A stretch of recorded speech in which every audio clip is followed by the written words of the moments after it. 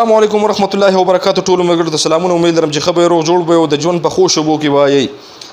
قدرمنو کتونکو، نننی یو ویډیو بیا د الله د کور په باره کې د الله د رضا دپاره زما په دې سایډ باندې ستاسو سره یو ویډیو چلیږي. چېرې دا یو کار روان دی، خو ډېر ملګري به وایي چې دا خو یو کانډر دی که دا څه دي.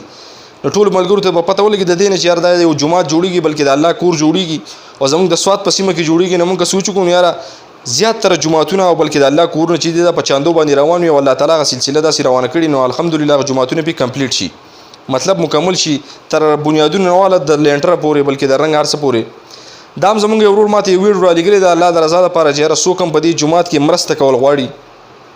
نو یو سړی به اوس وایي چې یاره په جومات کې به څه مرسته وکړو. نو دا صرف د الله د رضا دپاره، دا نه چې یاره ورګه په دې کې به یا زه وهنه وکړم یا به چاته لیږي هغه، او چې چا داسې د جومات حق و یا د الله د کور یا داسې د الله د رضا دپاره تعالی یو سړی روپۍ درکړي او هغې کې ته ځان اغلا وکړې، نو یاره زه یم چې ته به هم ځان ته لا مسلمان وې.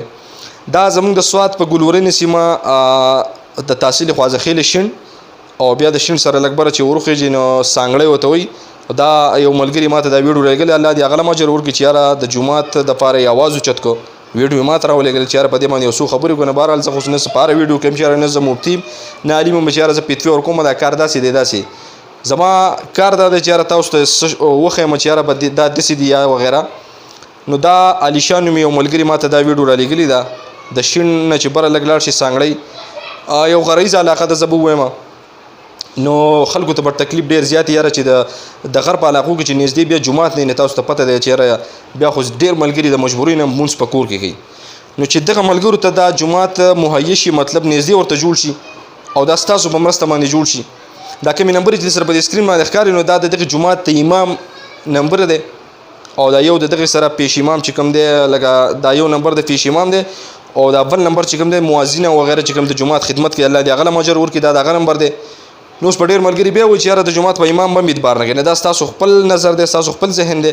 البته د دغه جومات امام نمبر باندې تاسو د ده سره رابطه کولی شئ چې یاره په جومات کې تاسو د مثال په طور د یو سړي سیمټو په ورۍ چار کېږي، د چا د من سیخ کېږي. د جومات په کار کې چې د 10 روپۍ مو ورکړي نو زه یم چې یاره هغه آخرت دې ځانه ښایسته کړو.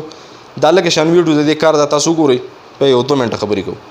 نو ملګرو تاسو د جومات ته کار ولید چې یاره په ګڼ شمېر سره پکې دا ملګري لګیا دي. نو ټولو ملګرو ته یو ځل بیا خواست دی چې یاره د الله په کور کې چې خپل روپۍ ولګوي، لکه دا د عمر بر یو ثواب به ستا روان تر مرګه پورې نه، بلکې د قیامت ورځې پورې دا یو ثواب ستا مسلسل روان وي.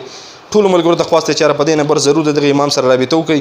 څوک هم چې غواړي د الله په کور کې مدد وکړي نو د الله د رضا دپاره دا ویډیو سره مخکې شیر کړئ. او یو ملګری اوس مدد نشي کولی نو دا ویډیو ستاسو په یو شیر باندې کېدای شي دا داسې یو کس ته ورسي چې یاره هغه مکمل جومات کمپلیټ کول غواړي.